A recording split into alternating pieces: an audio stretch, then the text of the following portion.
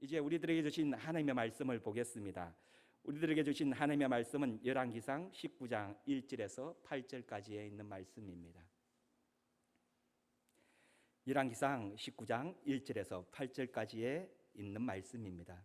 제가 가지고 있는 구약성경 549쪽입니다. 제가 봉독해 드리겠습니다. 아합이 엘리야가 행한 모든 일과 그가 어떻게 모든 선지자들을 칼로 죽였는지를 이세벨에게 말하니, 이세벨이 사신을 엘리야에게 보내어 이르되 내가 내일 이맘때에는 반드시 내 생명을 저 사람들 중 한 사람의 생명과 같게 하리라. 그렇게 하지 아니하면 신들이 내게 벌 위에 벌을 내림이 마땅하니라 한지라. 그가 이 형편을 보고 일어나 자기의 생명을 위하여 도망하여 유다에 속한 부엘사바에 이르러 자기의 사안을 그곳에 머물게 하고 자기 자신은 광야로 들어가 하룻길쯤 가서 한 로뎀나무 아래에 앉으사 자기가 죽기를 원하여 이르되 여호와여 넉넉하오니 지금 내 생명을 거두시옵소서. 나는 내 조상들보다 낫지 못하나이다 하고 로뎀나무 아래에 누워 자더니 천사가 그를 어루만짐에 그에게 이르되 일어나서 먹으라 하는지라. 본적 머리맡에 숯불에 구운 떡과 한 병의 물이 있더라. 이에 먹고 마시고 다시 누웠더니 여호와의 천사가 또 다시 와서 어루만짐에 이르되 일어나 먹으라. 내가 갈 길을 다 가지 못할까 하노라 하는지라. 이에 일어나 먹고 마시고 그 음식물에 힘을 의지하여 40주 40야를 가서 하나님의 산 호렙에 이르느니라. 아멘. 여러분, 오늘은 우리나라 동족 상잔의 비극이 벌어진 6.25가 발발한 지 72주년이 되었습니다. 72주년이나 되었는데 그 아픔의 기억들은 아직도 고스란히 우리의 가슴에 남아 있는 것 같습니다. 그래서 우리 교회는 지난주 오전 수요예배 시간에 여전도의 주관으로 6.25 구국 금식 기도회를 가졌습니다. 그 시간에 성도님들과 함께 순교자와 순국자들을 생각하며 기도의 제목을 나누면서 눈물로 기도하였습니다. 그 기도 제목 중에 유달리 제 눈길이 가는 제목이 있었습니다. 바로 2번과 3번입니다. 6.25 전쟁을 상기하며 각 교회와 재단을 다시 말씀과 기도의 불로 뜨겁게 하소서. 이 민족을 다시 거룩하고 경건하게 일으켜 주소서. 각 심령에게 새 마음과 새 영으로 일으켜 주소서. 여호와를 자기 하나님으로 삼은 나라 곧 하나님의 기업으로 선택된 백성은 복이 있도다 하신 말씀을 기억하고 이 말씀이 이 땅에 이루어지게 하소서.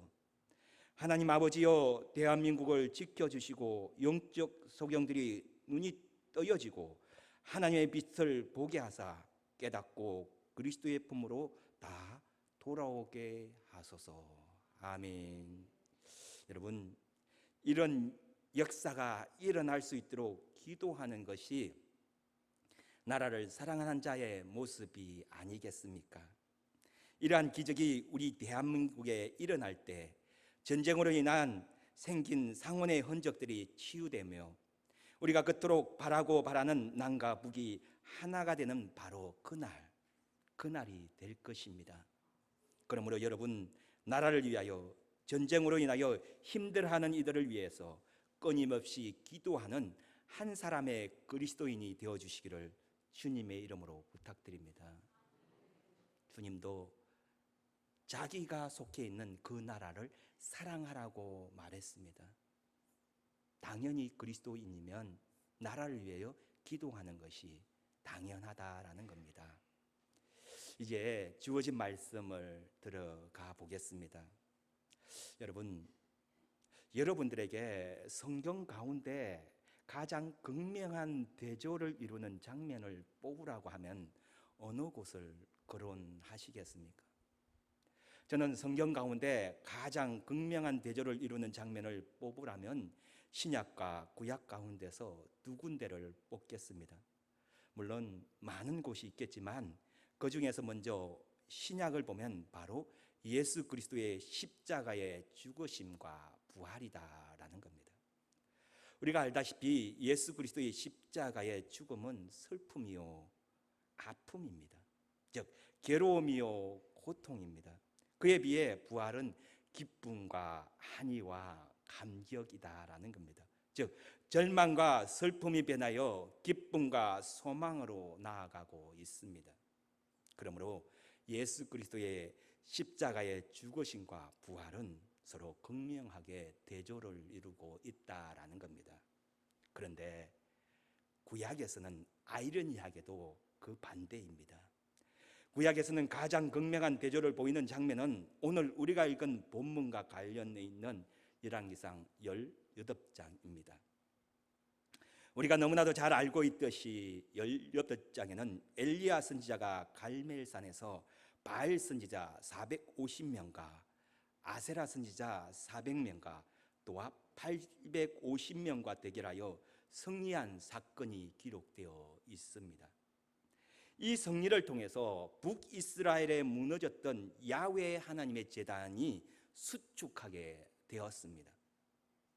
하나님의 제단이 수축되었다는 의미는 북이스라엘로 하여금 야훼 신앙이 회복되었다라는 겁니다.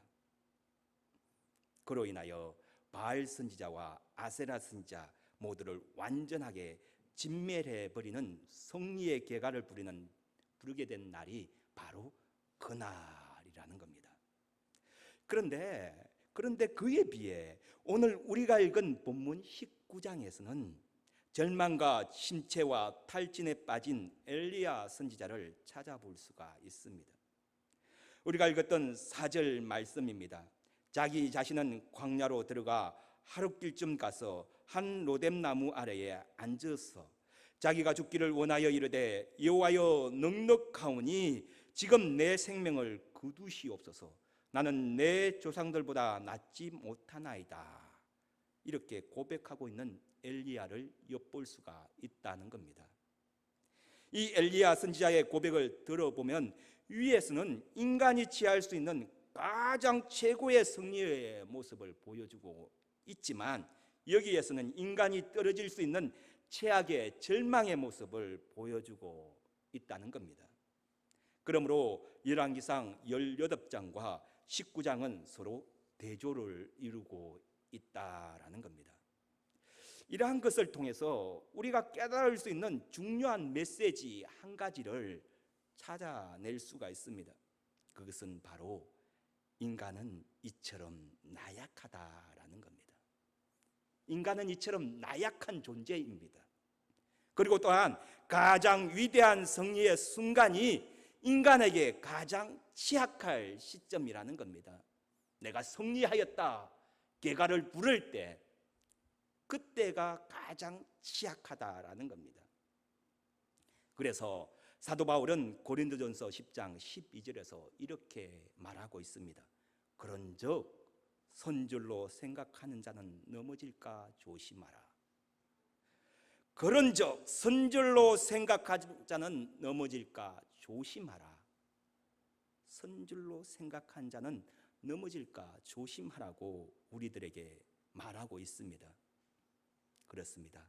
그리스도인의 실족의 위험성은 항시 상존하고 있습니다. 우리는 항시 서 있지만 넘어질 수 있는 그러한 존재라는 겁니다. 그래서 우리는 영적으로 항상 깨어있는 성도가 되어야 합니다. 영적으로 깨어있는 성도가 될 때 우리는 넘어지지 않는다라는 겁니다.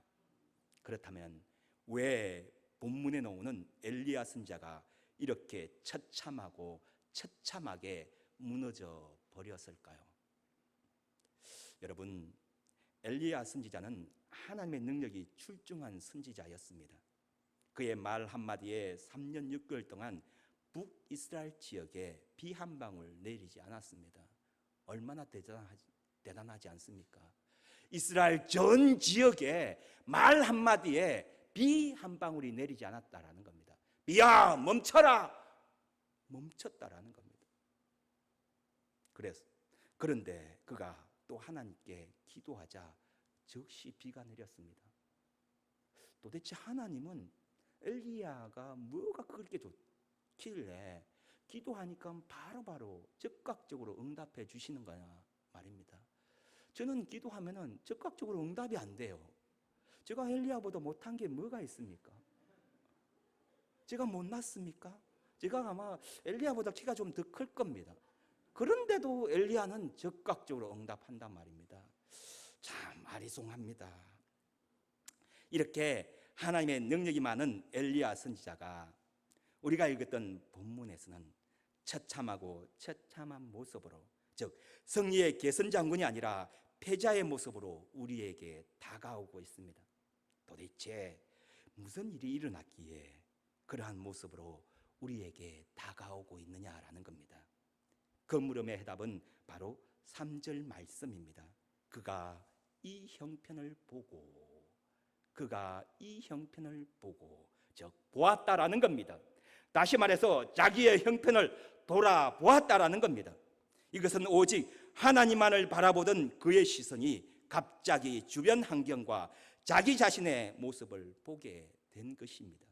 그러니까 초라한 자기의 모습이 보였습니다. 그렇다면 왜 엘리야가 하나님께로 향한 시선이 갑자기 주변 환경과 자기 자신에게 돌아섰을까요? 본문 2절 말씀입니다. 이세벨이 사신을 엘리야에게 보내어 이르되 내가 내일 이맘때에는 반드시 내 생명을 저 사람들 중에 한 사람의 생명과 같게 하리라. 그렇게 하지 아니하면 신들이 내게 벌 위에 벌을 내림이 마땅하니라 하였습니다. 이세벨은 갈멜산에서 바알 선지자 450명과 아세라 선지자 400명을 죽인 것 때문에 엘리야 선지자에게 복수하겠다고 이를 갈았습니다. 그 일을 가는 것이 어떻게 신들의 이름으로 복수하겠다라는 겁니다. 죄송합니다. 뭐 이런 여자가 있습니까? 무슨 이런 독한 여자가 있습니까? 여러분, 우리 집에는 3명의 여성이 있습니다. 이세벨보다는 조금 덜 독합니다. 너무 감사합니다. 그래서 지금 제가 이렇게 살아 있는 것 같습니다. 그렇지만 3명의 여성분들이 굉장히 무섭습니다. 저는 여성이 너무 무섭습니다. 참 너무 무섭습니다. 저쪽에 앉아 있는데 말하는 게 조금 부끄럽기도 하지만 그래도 참 여성이 무섭지만 여성이 대견하다고 생각합니다. 참 남성이 넘어질 것 같은 그 시기에 여성들이 붙잡아주고 또 말 한마디에 힘을 얻고 이런 걸 보니까 참 여성이 무섭지만 또 감사하다, 고맙다 이렇게 느끼고 있습니다. 바로 이 여인의 말 한마디 때문에 엘리야 선지자는 자기 자신의 형편을 돌아보게 되었다라는 겁니다.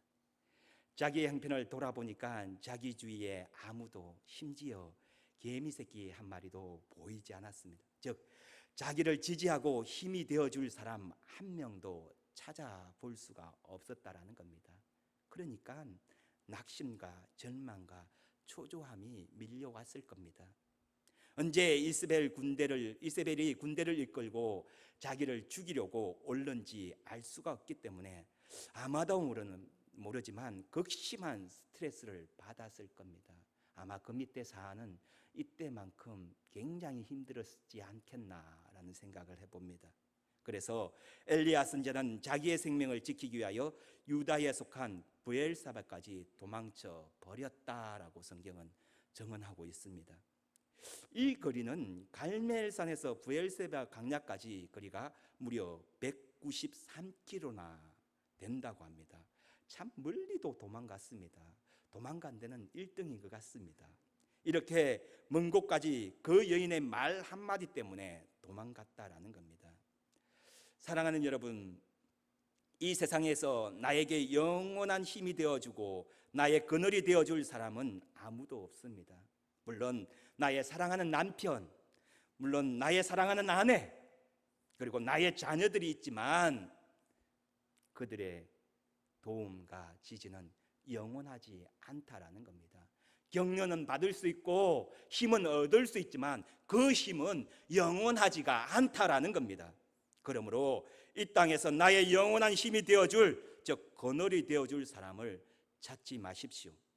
영원한 나의 힘이 되어주고 따가운 햇빛 아래서도 시원한 그늘이 되어줄 분은 오직 살아계신 여호와 하나님 한 분밖에 없습니다. 오늘 그 하나님만을 바라보며 예배하는 이 시간 되시기를 주님의 이름으로 축복합니다.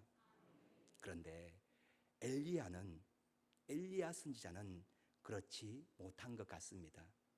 하나님께로 향한 시선이 자기의 주변 환경과 자신에게로 향하니까 하나님이 보이지 않고 보이는 것은 이세벨의 분노에 찬 모습만 보일 뿐이었다라는 겁니다. 그래서 그는 결국에 탈진하게 되었습니다. 4절입니다. 지금 내 생명을 거두시옵소서. 지금 내 생명을 거두시옵소서. 하나님의 능력이 많은 엘리야, 한 여인의 말 때문에 지금 내 생명을 거두시옵소서. 즉 번아웃된 엘리야를 볼 수가 있다라는 겁니다. 이 번아웃이란 인간의 한계에 도달했을 때를 말하는 겁니다. 여러분, 혹시 우리 주위에 또한 여러분 옆에 번아웃된 사람을 보고 있습니까? 말하지 마십시오. 너는 잘할 거다, 그렇게도 하지 마십시오. 그냥 안아주시고 그냥 포옹해 주시고 붙잡아 주십시오.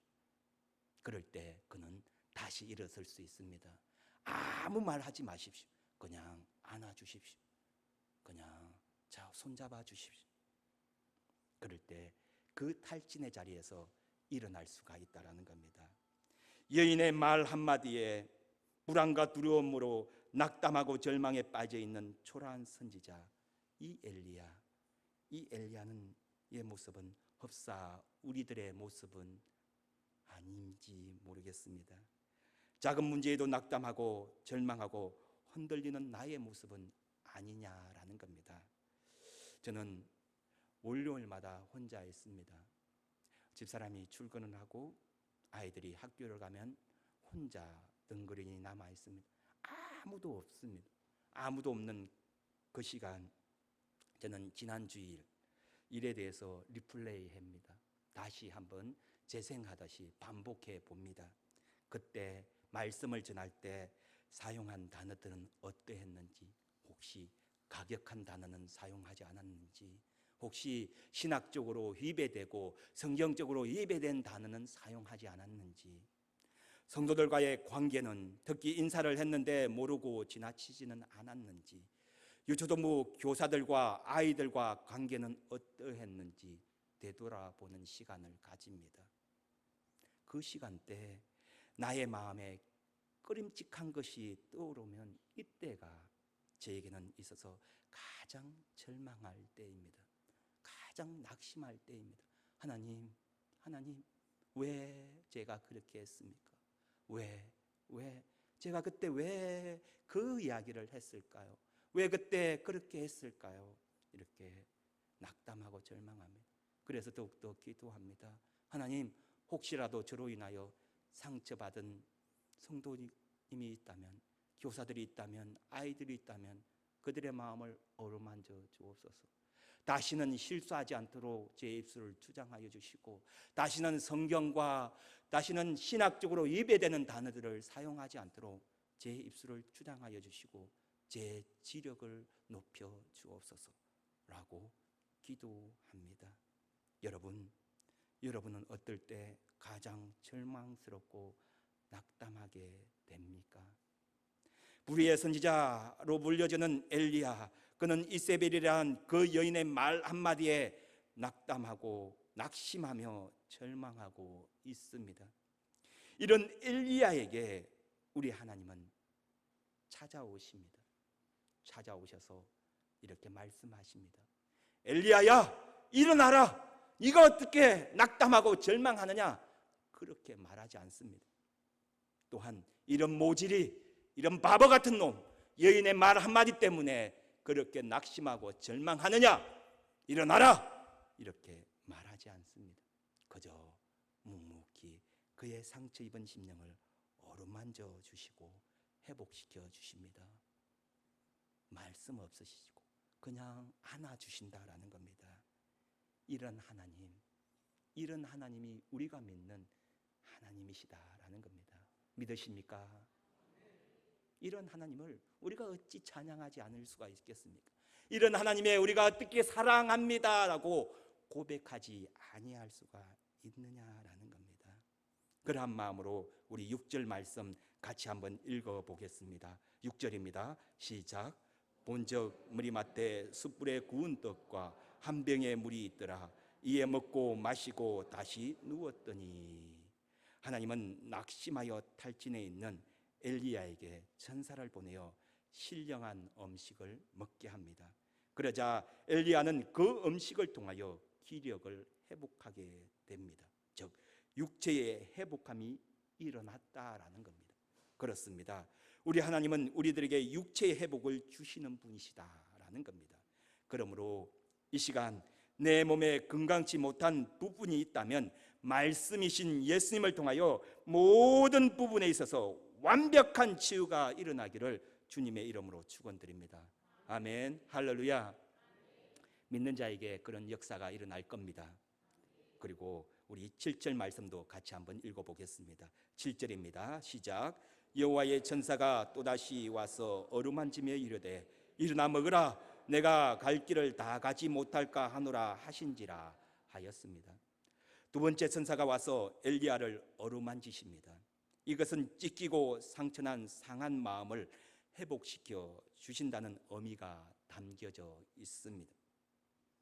우리 하나님은 육체의 회복함도 주시지만 우리의 마음에 상처난 상한 심령, 이것도 고쳐주시는 분이시다라는 겁니다. 그리고 마침내 엘리야 선지자에게 사명을 일깨워 주십니다. 그리하여 엘리야는 40주 40야를 걸어서 하나님의 산에라고 불려지는 호렙에 이르렀다라고 말씀은 증거하고 있습니다. 그렇습니다. 아무리 하나님의 능력이 많은 사람일지라도 하나님께로 시선이 향하지 아니하고 다른 곳으로 향한다면 그도 별 수 없는 나약한 한 인간에 불과하다라는 겁니다. 아무리 출중하고 아무리 능력이 많고 말 한마디에 비 한 방울 내리지 못하는 그런 능력이 있을지라도 하나님의 시선에 고정되어 있지 아니하면 그도 나약한 인간에 불과하다라는 겁니다. 그러므로 엘리야에게 필요했던 것은 살아계신 하나님께로만 그의 시선을 계속적으로 집중시키는 것입니다. 이세벨이 아무리 분노 차여서 자기를 죽이겠다고 덤비더라도 오직 하나님께로 향하는, 오직 하나님께로만 바라보는 그 일이 엘리야에게는 필요했다라는 겁니다. 환경과 자신의 모습이 아닌 하나님께로 향해야 한다라는 겁니다. 그러므로 여러분의 시선을 환경과 자신의 모습에 고정시키지 마십시오. 그런데 만일 여러분의 시선이 하나님이 아닌 그 외 것들에 향한다면 여러분은 곧 넘어지고 미끄러지고 추락하고 말 것입니다. 그러나 하나님께로만 나의 시선을 고정한다면 우리는 어떤 어려움에도 극복할 수 있는 능력이 생깁니다. 이 능력을 통해서 그 어려움을 극복한다라는 겁니다. 왜냐하면 하나님은 전능하시기 때문입니다. 우리가 믿는 그 하나님 전능하신 분이다라는 겁니다. 그래서 저는 여러분의 시선이 오직 살아계신 하나님께로 고정되어 있기를 바랍니다. 여기에 대해서 짐 엘리엇 선교사가 이런 말을 남겼습니다. 영원한 것을 얻기 위해서 영원하지 않는 것을 버리는 자는 절대 어리석은 자가 아니다. 영원한 것을 얻기 위하여 영원하지 않는 것을 버리는 자는 절대 어리석은 자가 아니다. 영원한 것을 위하여 영원하지 않는 것을 버리는 자가 지혜로운 자라는 겁니다. 그러므로 여러분, 영원하지 않는 것을 버리십시오.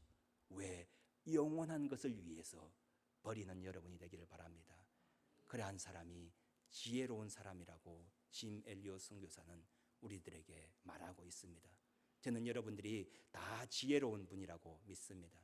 그러므로 영원한 것을 위해서 영원하지 않는 것을 버리는 여러분이 되기를 바랍니다. 그러므로 여러분의 시선을 하나님께로 두는 길을 선택하십시오. 살다 보면 막막할 때가 있지 않습니까? 그럴 때마다 예수님이 보여주시고 가르쳐주신 명확한 기준을 기억하십시오. 그래서 하나님께서 더욱 집중하는 길을 선택하는 여러분들이 되시기를 바랍니다. 위급한 상황에 부닥칠수록 여러분의 시선이 하나님께로 향하기를 우리 주님도 원하고 계십니다.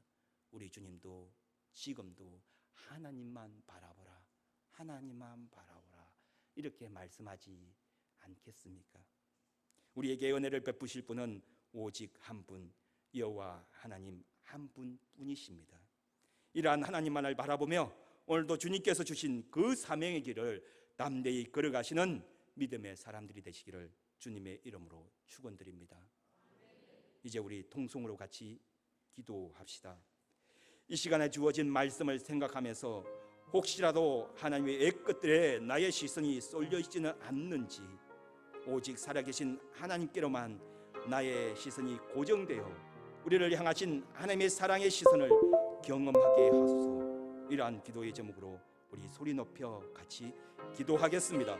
주여